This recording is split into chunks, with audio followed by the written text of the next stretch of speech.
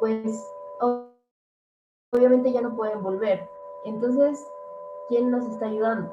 Es un gasto también para el gobierno. Así que todo esto del cambio climático no solamente es una cuestión hippie de que sí, pues no todos queremos salvar el planeta. Literalmente esto ocasiona muchas pérdidas de vidas y pérdidas económicas. Ahora, los países obviamente han tomado en cuenta esto y les voy a hablar del protocolo de Kioto porque creo que es uno de los referentes de que sí podemos organizarnos. El protocolo de Kioto es importante porque, bueno, es 37 países se reúnen, más la Comunidad Europea, para tomar acciones frente a esta emisión de gas. Entonces, ¿qué pasa? Estos países se juntan y se comprometen a reducir un 5% al principio, en la primera parte del protocolo, en un 5% sus niveles de dióxido de carbono, bueno, en general de gases de efecto invernadero con respecto al 1990. Durante el segundo periodo se comprometen a reducir hasta un 18% todos estos gases de efecto invernadero. Tenemos que tomar en cuenta que este protocolo se termina a fines de este año, o sea, ya no vamos a estar dentro del protocolo. Pero ¿qué pasa? No solamente estos países dicen que, oh sí, queremos bajar nuestra cantidad de gases de efecto invernadero, sino que este protocolo hace toda una estrategia comercial porque no se trata de dejar de producir, o sea, lo que no queremos es que los países entren en bancarrota simplemente porque no vamos a activar las industrias, es todo lo contrario. La idea de este protocolo es que se empiece a generar un nuevo tipo de comercio, o sea, un nuevo tipo de movimiento económico basado en bonos de carbono. Entonces ellos crean tres estrategias principales.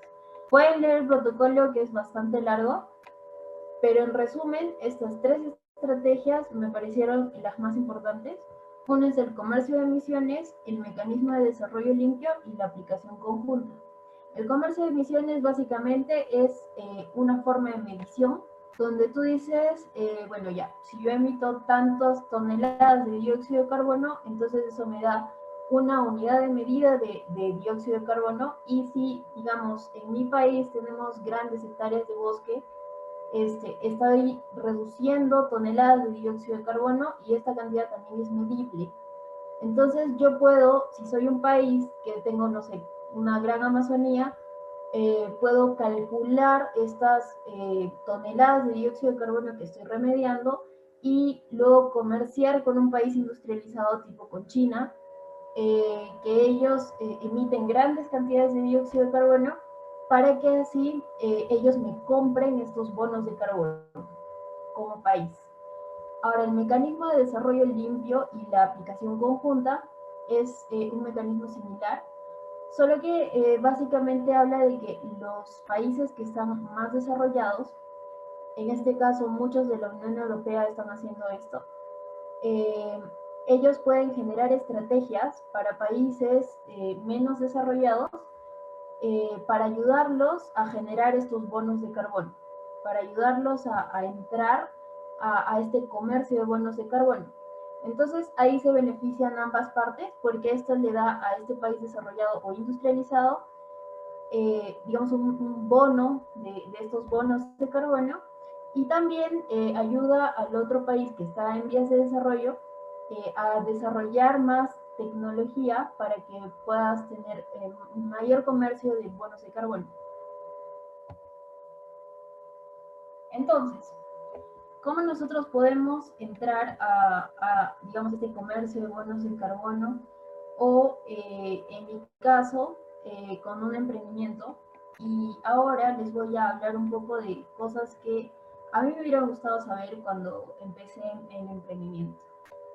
Básicamente, un emprendimiento es un modelo de negocio que es así como un iceberg, ¿no?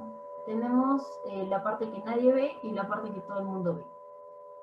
Dentro de la parte que nadie ve, me parece que la parte fundamental y la parte básica está dentro de la investigación. Todos empezamos, todos nosotros como investigadores, casi todos tenemos una idea de lo que queremos hacer, pero esa idea necesita convertirse en algo.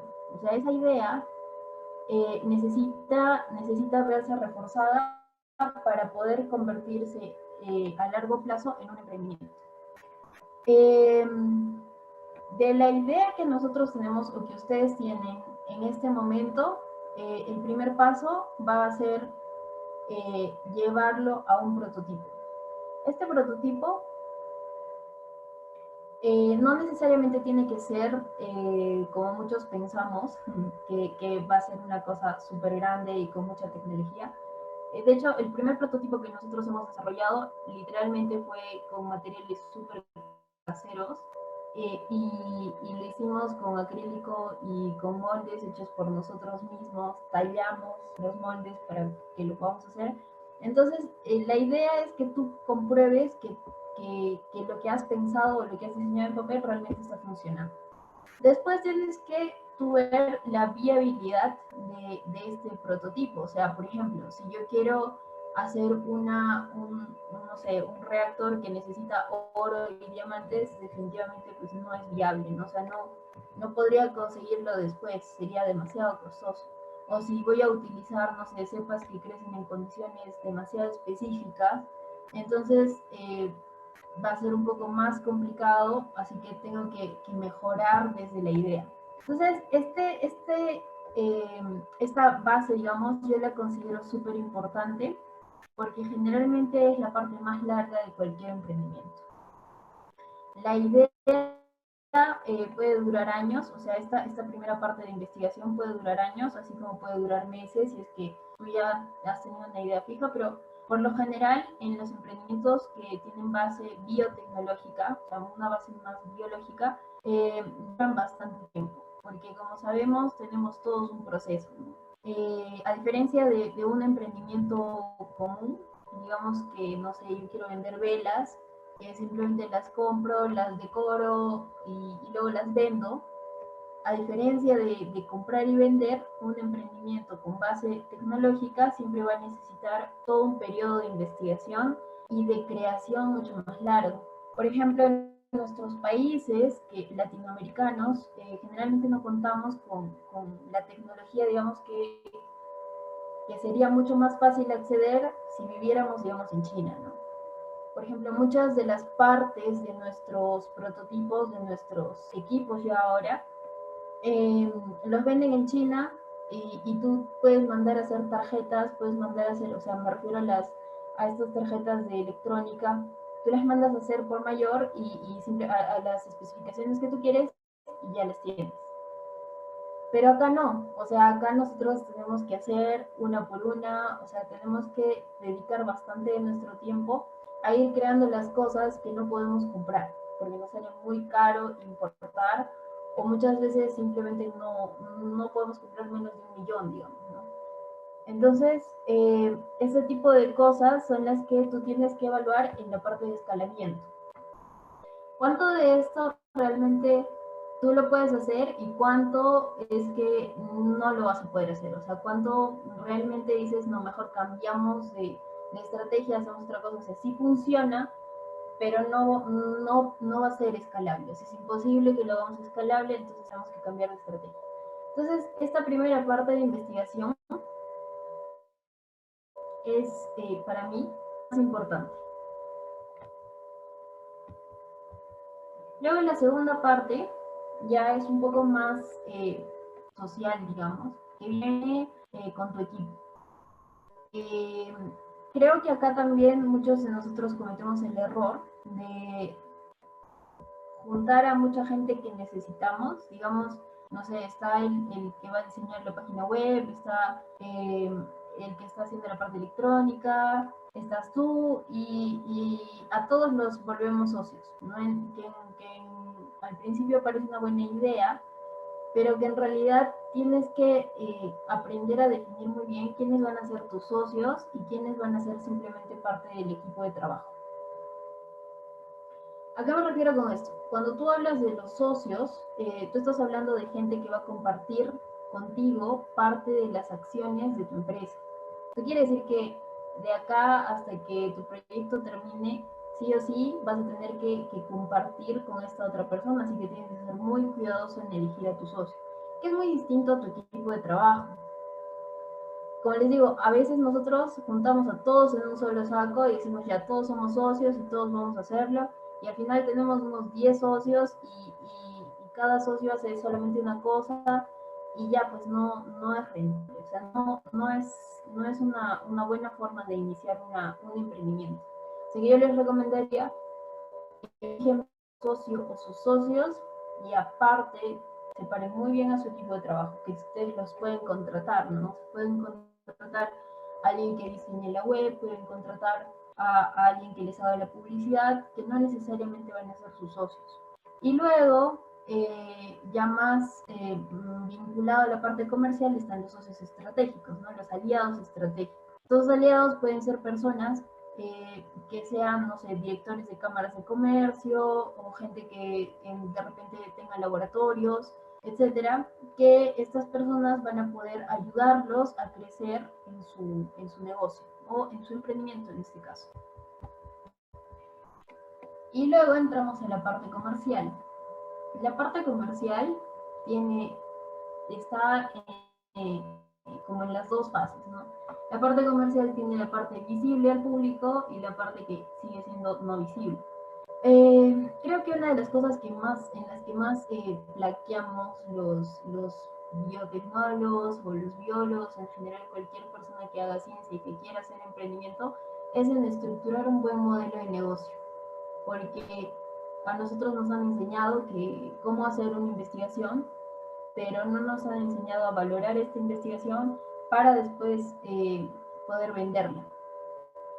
Entonces, ¿qué pasa? La construcción de un buen modelo de negocio es fundamental para que todo el engranaje de lo que estás haciendo a lo que vas a vender funcione.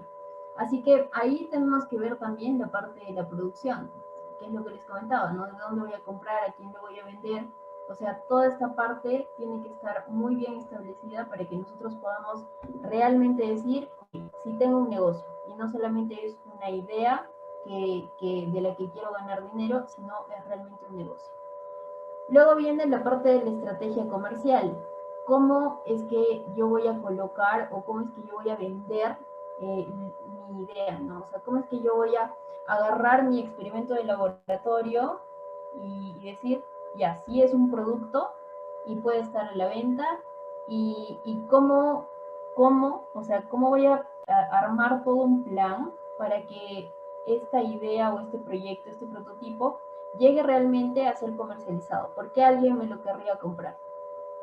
Y luego ya pasamos a la parte de ventas, que evidentemente es el momento donde tú tienes que ir cara a cara con tu posible cliente y decirle, mira, tengo esto, y presentarle todas las ventajas de por qué tendría que comprar lo que estás haciendo. Y eso nos manda a la última parte, que es la parte más visible, que es la parte publicitaria. Esta parte parece la más simple, pero en realidad a veces es la más complicada, porque es el momento donde tú tienes que aprender a comunicar lo que estás haciendo. Muchas veces nosotros hablamos en lenguaje súper técnico y para nosotros está súper fácil y hablamos con terminología que de repente tus posibles compradores o clientes no están entendiendo en lo absoluto y solamente te dicen, ah, ya, qué chévere, pero realmente no saben qué les estás diciendo. Así que toda la estrategia de cómo es que tú vas a ir de tu proceso de laboratorio a comunicarlo, a veces es la parte más difícil si no cuentas dentro de tu equipo con alguien que haga, digamos, esta traducción del lenguaje científico al lenguaje empresarial. ¿Y a qué me refiero con lenguaje empresarial? Que a los inversionistas, si es que van a buscar inversionistas o, digamos, a los clientes, les importa saber el beneficio y les importa saber cuánto van a ganar después.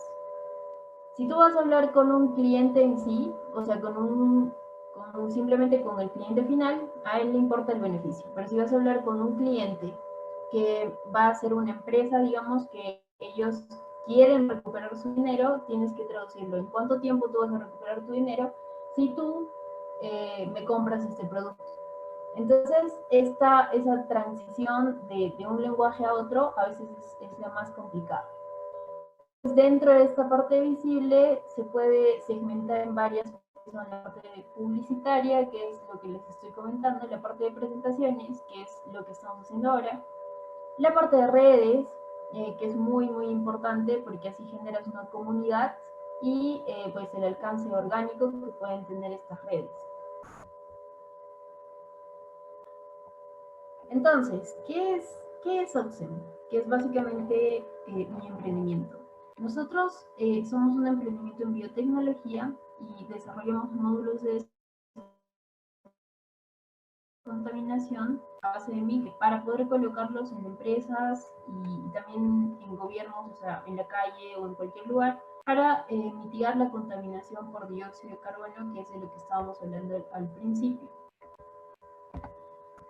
¿Por qué no utilizamos microalgas? ¿Cuáles son las ventajas de utilizar las microalgas? Primero, que son más resistentes a altas concentraciones de dióxido de carbono. ¿Qué pasa? Muchas veces pensamos que los árboles son los únicos que van a descontaminar, pero los árboles son bastante sensibles cuando tienes grandes concentraciones de CO2. Por ejemplo, hicimos un estudio hace tiempo sobre árboles que están en las avenidas más contaminadas de Arequipa, que es la ciudad donde vivo, y encontramos que sus hojas ya estaban prácticamente plagadas de lípidos. O sea, literalmente estas plantas estaban produciendo lípidos para protegerse de esta gran cantidad de dióxido de carbono que estaban absorbiendo.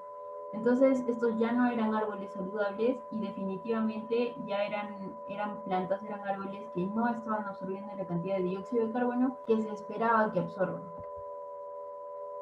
Luego, la productividad. Nosotros hemos comprobado que tenemos mucho mayor potencial de productividad, ya que, por ejemplo, necesitamos mucho menos recursos para poder tener una gran producción de microalgas, que es lo que necesitaríamos para producir árboles. Ahora, definitivamente las microalgas se reproducen por millones, en cambio los árboles obviamente tienes que tener mucho cuidado con cada uno. Ahora, otra ventaja y una de las más importantes es que no están compitiendo con la agricultura. ¿A qué me refiero con esto?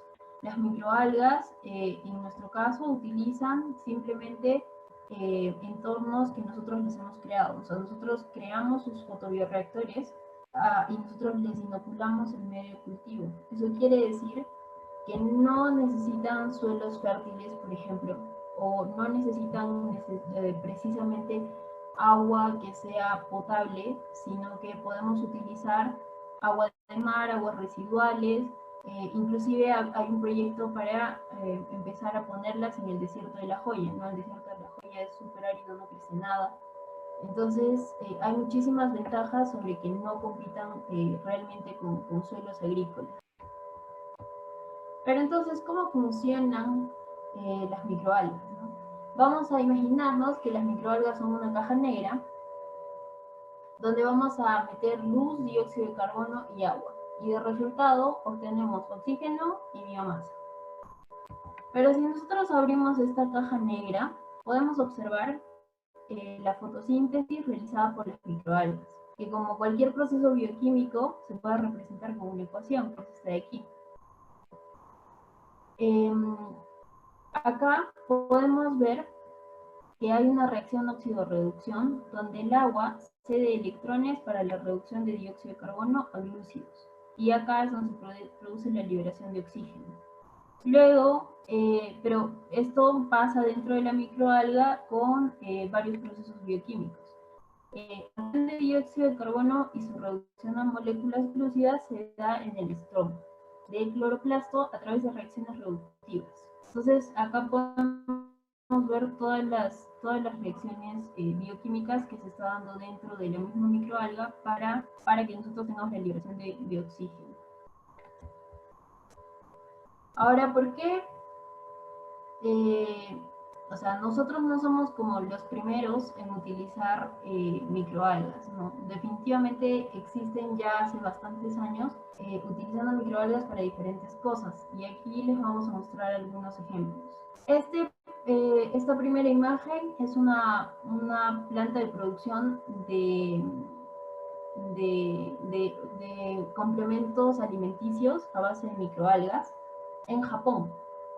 Ellos ya funcionan hace bastante tiempo, o sea, literalmente hace muchos años, y utilizan básicamente Chlorella vulgaris como su principal, digamos, complemento alimenticio, y ellos lo tienen en estas piscinas enormes y ya distribuyen a muchos países, ¿no? O sea, ellos sí utilizan las microalgas como parte de su dieta, pero también exportan, porque es como algo novedoso o raro para otros países que no están acostumbrados a meter microalgas en su dieta.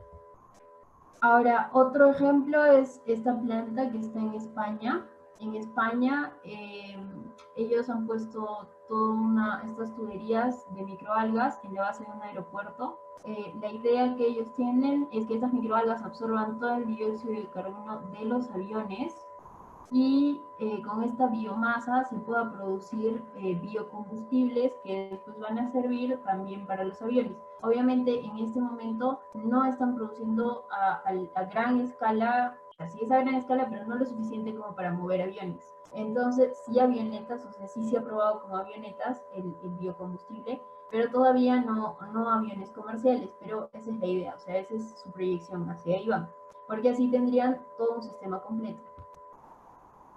Luego, estas piscinas gigantes están en Brasil. Ellos lo que hacen es poner estas piscinas enormes en lugares que son, digamos, zonas industriales que tienen grandes producciones de gases de efecto invernadero, sobre todo de dióxido de carbono, y estas piscinas absorben este dióxido de carbono. Nuevamente se está utilizando la absorción y la producción de biomasa. Y este es distinto porque este es un edificio en Alemania donde han utilizado las microalgas para más que solamente absorber dióxido de carbono. Obviamente ya están cumpliendo esa función como en las imágenes anteriores, pero lo que ellos han hecho es poner estos paneles en las paredes para hacer la función de conservar el calor y también de mantener fresco el edificio. Como lo que pasa es de que en verano ellos tienen la parte donde ellos han puesto los paneles reciben mayor incidencia de luz solar. Esto hace que las microalgas se reproduzcan mucho más rápido y así tienen como ventanas verdes que los están cubriendo o protegiendo de toda esta cantidad de luz solar, y esto mantiene frescos los ambientes del interior. Es como tener una ventana biológica, una cortina biológica que los está cubriendo del calor. Y en épocas de invierno, pues utilizan toda esta biomasa producida por las microalgas para producir gases tipo metano en fermentadores y para las calderas del edificio. Entonces, ellos también están ahorrando, digamos, en aire acondicionado y en calefacción, y están tratando de hacer que todo el edificio sea completamente sustentable. Y por último, este es un emprendimiento que funciona ya en México, se llama Biomitech. Ellos han creado estos árboles artificiales para ponerlos en la ciudad, que de hecho me parece que ya los han empezado a instalar en Ciudad de México y en algunas empresas también.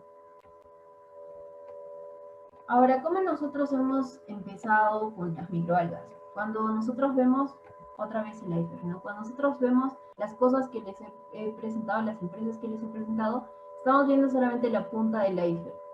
Estamos viendo lo que las empresas nos muestran que hacen. Pero, ¿cuál es el proceso para poder llegar hasta digamos, tener ya esta muestra hacia el público? Les voy a hablar de nuestra experiencia. Nosotros empezamos con pruebas pequeñas, aislando de diferentes lugares las microalgas. Las aislamos de diferentes partes del mar y también de agua dulce, de fuentes de agua dulce, tipo lagunas, ríos, de varios lugares. hasta que pudimos separar nuestras cepas que fueron Chlorella vulgaris y Cnidesmus. También trabajamos con espirulina, pero la espirulina tiene menor capacidad de fijación de CO2 que la clorela. Entonces, básicamente nos quedamos con clorela y con Cnidesmus. Después, nosotros iniciamos trabajando con un fotobioreactor.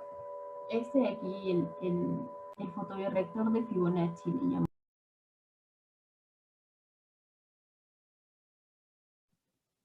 A Tali pusiste mute y no te oímos. Nos quedamos en el fotobioreactor. ¿Ahora me escuchan bien? Sí. Bien. Bueno, les decía que este es el fotobioreactor de Fibonacci. Nosotros lo diseñamos y lo creamos desde cero, o sea, no es que exista realmente, sino que fue un invento loco nuestro. Básicamente nos basamos en la idea de que las microalgas necesitan mayor incidencia de luz para tener una mejor productividad. Entonces, el patrón de Fibonacci hace que en la naturaleza los árboles, las plantas, puedan tener por esta forma, digamos, como una elipse en la que se mueven, puedan tener mayor incidencia de luz solar. Así que nosotros diseñamos estas como hojas, estos fotobioreactores, para que en el interior se encuentren las microalgas con burbujeo y aparte tienen luz artificial, pero la idea era básicamente que puedan funcionar sin luz artificial y puedan simular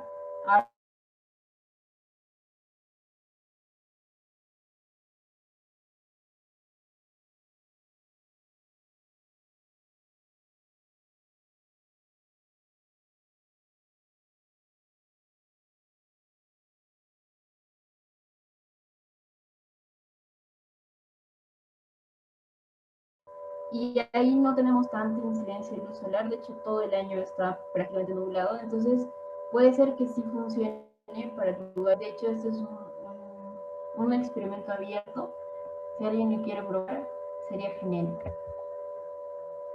Luego, ay, no sé por qué me pasó. Ahí está. Luego experimentamos con distintos tipos de fotobioreactores. Entre ellos están estos que son, digamos, como tubos, y estos que son planos, que son como los de las paredes de ese edificio que vimos. ¿Por qué empezamos a probar con estos? Porque como el de Fibonacci nos había resultado las microalgas amarillentas y lo que decían los papers no se adaptaba a nuestra realidad, o sea, no se adaptaba al clima que nosotros teníamos, a la incidencia de luz, etc., decidimos probar con nuestros, digamos, con los factores ambientales que nosotros teníamos, y para eso hicimos este experimento. En este experimento probamos la inclinación de los fotobioreactores a 45 grados, a 60 grados y a 90 grados. ¿Por qué a 60 grados? Porque bueno, a 60 grados es donde en Arequipa tenemos mayor incidencia de luz solar, según bibliografía. Entonces pensamos que esta inclinación nos iba a ayudar para que tengamos mayor producción de microalgas. Luego a 45 grados, porque tal vez iba a ser mucho como el de Fibonacci, y luego pues obviamente a 90 grados porque es lo que usualmente se usa. Entonces, al final de este experimento descubrimos que tuvimos mucho mayor producción de microalgas en los fotobioreactores a 90 grados, que son los que recibieron menos incidencia solar, menos radiación. Para esto creo que es importante que sepan que acá no tenemos, o sea, nuestros cambios estacionales no son tan bruscos, casi siempre tenemos la misma cantidad de luz solar y de noche, no tenemos como periodos donde tengamos muchísimo tiempo de día y muchísimo tiempo de noche, sino que siempre es prácticamente constante. Y luego probamos estos que son tubulares, estos de aquí, que nos funcionaron mejor incluso que los que están en forma de panel. Y esto es porque obviamente los fotobioreactores tubulares también cuentan como con una protección de las microalgas, ¿no? O sea, acá en Arequipa, sí es importante que no expongamos tanto a la luz directa las microalgas. pero eso no lo íbamos a saber hasta que si nos basábamos solamente en la bibliografía, no teníamos que experimentar. Así que es muy importante que experimenten no solamente desde la idea que ustedes tienen, no solamente se puede basar en los papers que han leído, sino que literalmente se tiene que experimentar en su propia zona, en donde están, porque siempre va a variar. Y pues finalmente esto es una piscina con microalgas. Y acá también es parte del escalamiento. Acá lo que queríamos probar era básicamente si, digamos, estas pruebas que habíamos hecho a escala pequeña y en fotoreactores pequeños, bueno, no eran tan pequeños, ¿no? Pero eran en cantidades controladas, podemos usar el mismo medio de cultivo y podíamos usar estos fotoreactores abiertos sin que tengamos mayor problema de contaminación.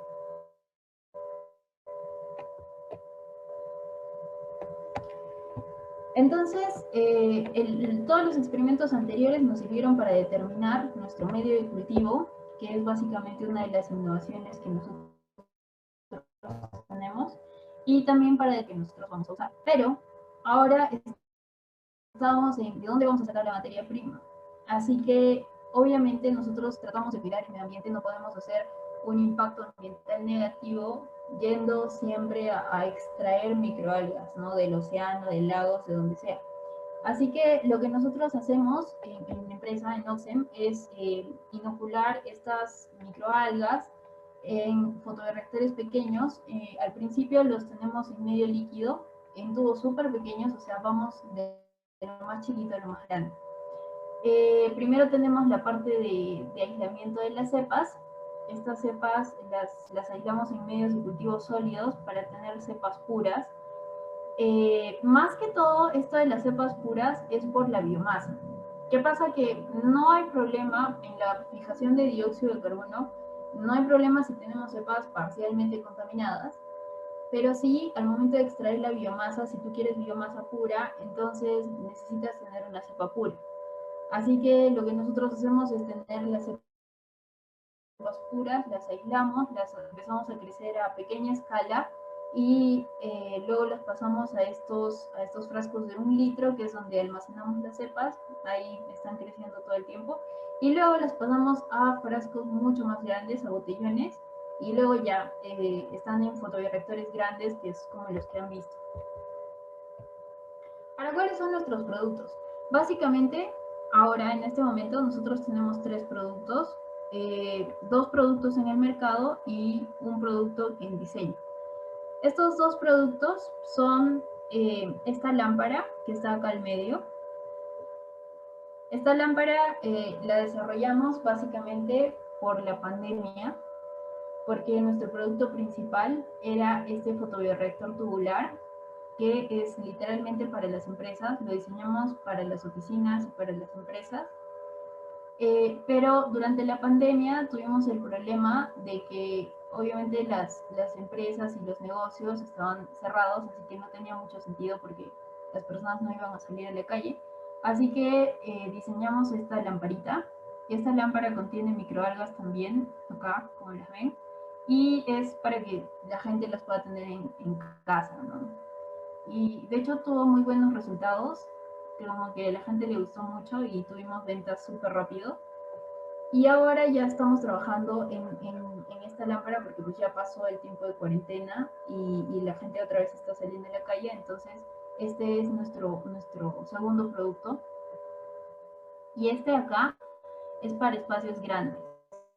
La idea de este habitáculo es de que las microalgas puedan estar en toda la parte superior en el techo generando sombra, también absorbiendo radiación y limpiando de dióxido de carbono el aire.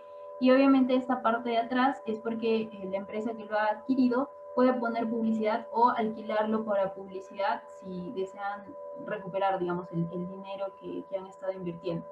Entonces, básicamente este habitáculo es para espacios grandes, como pueden ser universidades, también pueden ser paraderos. Entonces, lo que nosotros queríamos hacer, bueno, todavía buscamos hacer, es que todo sea completamente funcional, ¿no? No queremos algo que simplemente exista. O sea, podríamos ir al desierto y ahí poner piscinas enormes y también estaríamos cumpliendo la función de mitigar la contaminación por dióxido de carbono, sí.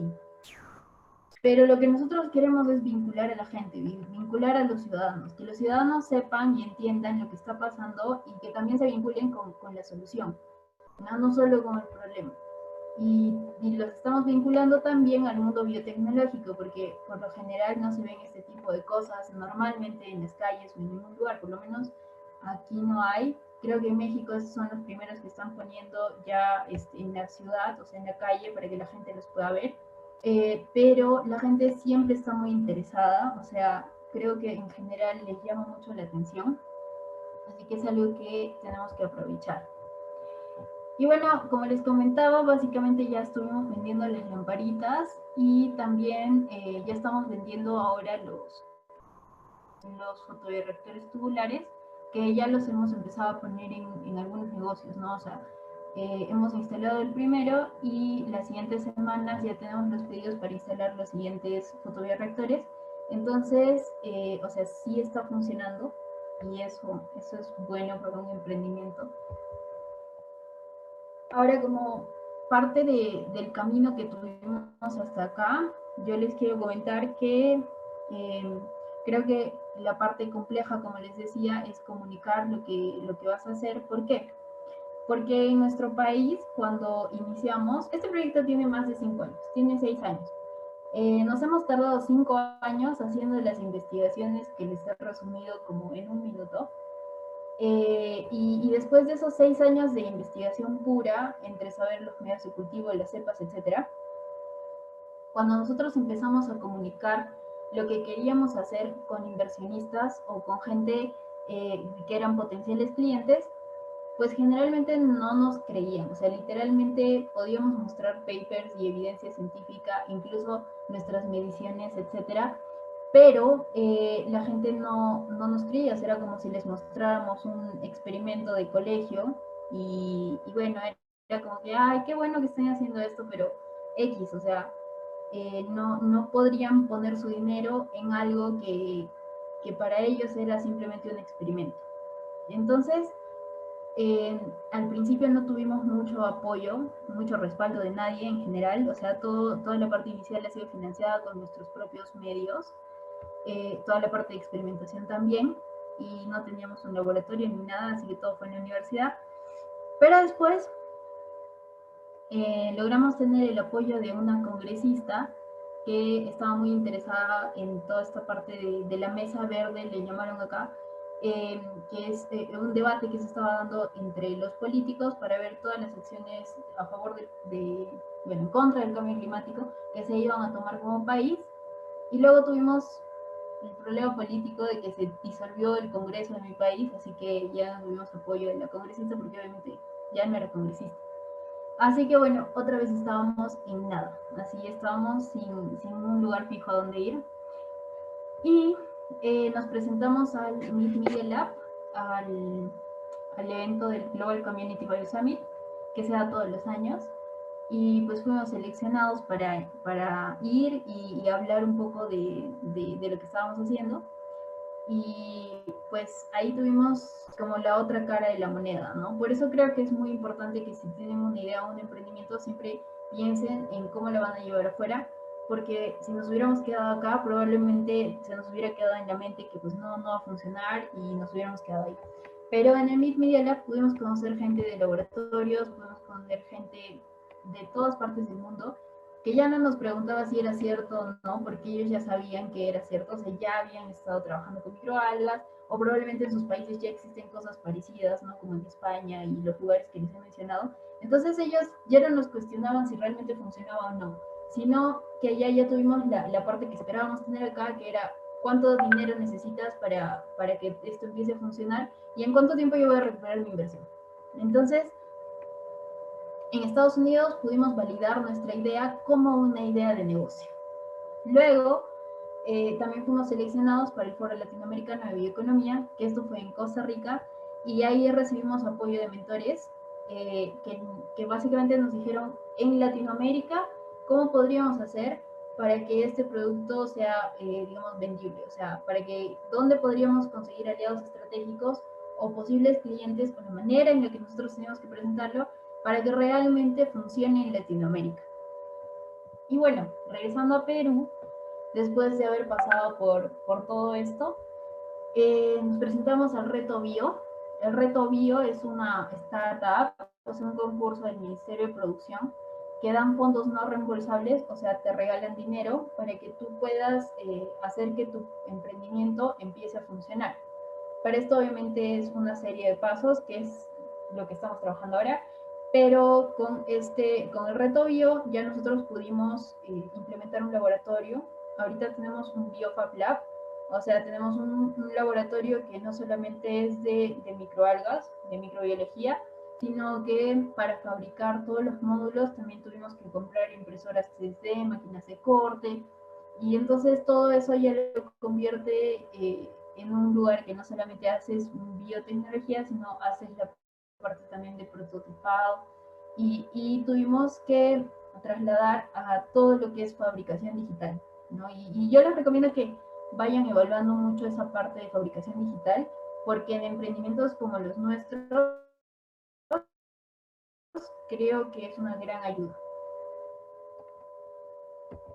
Y bueno, el equipo somos dos. Mi socio se llama McDonald Villacorta, él es ingeniero industrial, entonces él evalúa básicamente la parte de finanzas y también ve mucho la parte de la fabricación de los fotobiorreactores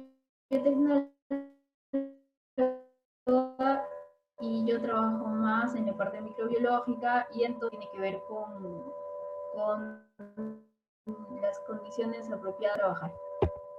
Y bueno, estas son nuestras redes, los invito a que nos sigan, también ahí pueden tener como más de nuestro día a día, todo lo que vamos haciendo, siempre lo subimos, y bueno, los esperamos en todas nuestras redes. Igual, ahí está mi correo, si tienen dudas o quieren saber más o quieren que les envíe información extra, me pueden escribir, no hay ningún problema.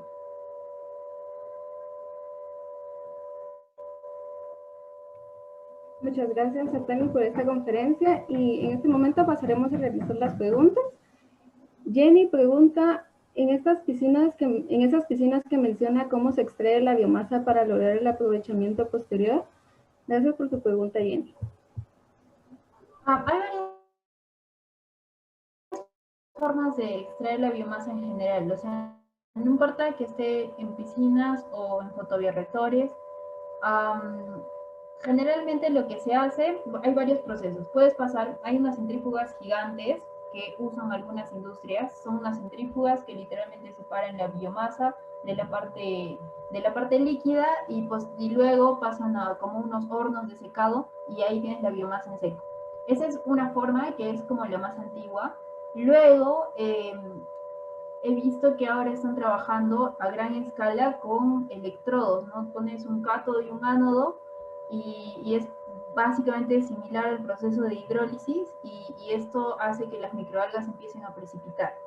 Este proceso no lo he visto muy bien, pero dice que están teniendo muchos mejores resultados porque ya el proceso de centrifugación es demasiado costoso y dicen que este proceso es mucho más barato para procesos grandes, ¿no? Industriales. Entonces, cualquiera de los dos me parece que es cosa de revisar un poco más de la bibliografía. Muchas gracias. Tenemos otra pregunta de Silvia Cedeño. Pregunta, ¿la producción masiva de microalgas puede ser considerada de alto costo productivo, tomando en cuenta la cantidad de suplementos alimenticios y vitamínicos que se deben incorporar para su buena nutrición? Gracias por tu pregunta, Silvia. Yo creo que depende mucho. Por ejemplo, he visto que hay personas que están utilizando residuos de otros procesos industriales, que obviamente no residuos de empresas que produzcan tóxicos, sino de empresas que se dedican a producción de cierto tipo de alimentos, que tienen residuos tipo de cáscaras, de frutas o residuos así orgánicos, y están utilizando estos residuos como, digamos, medio de cultivo para estas microalgas y así abaratan los costos del medio de cultivo. Entonces, depende mucho de dónde quieras extraer tu medio de cultivo para ver la parte del costo, porque la parte del fotobioreactor en sí, o sea, de la parte estructural, es como que hagas una sola inversión y posteriormente ya eso te queda para mucha de la producción que vas a tener. Entonces, sí, el único gasto constante que se tiene es el medio de cultivo, pero sí, hay que revisar muy bien las fuentes de donde lo vas a conseguir. Muchas gracias. Tenemos otra pregunta realizada por Patricia Barture, quien pregunta, tengo un fotobioreactor cilíndrico, 3, que si se le hacen las pruebas, las temperaturas varían entre 14 a 18 grados centígrados en invierno y en verano entre 20.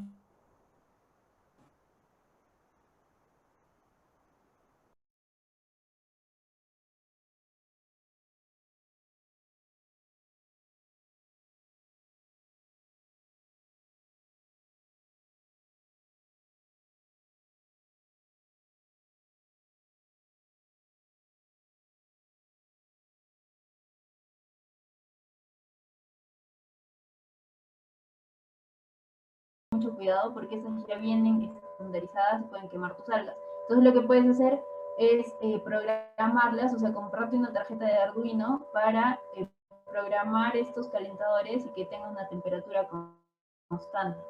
Pero yo recomendaría la chaqueta. Siempre con las chaquetas el crecimiento es mucho mejor, si es que tú tienes variaciones de temperatura tan bruscas. Muchas gracias. Antes de finalizar, se les agradece mucho su participación. Espero haya sido de su agrado esta charla. Gracias, Oteli, por brindarnos esta conferencia. Se les recuerda que en el chat pueden encontrar la encuesta de retroalimentación y un documento donde deben anotar su asistencia para poder tener acceso a su certificado. También se les invita a las siguientes 2 charlas, las cuales empiezan a las 12.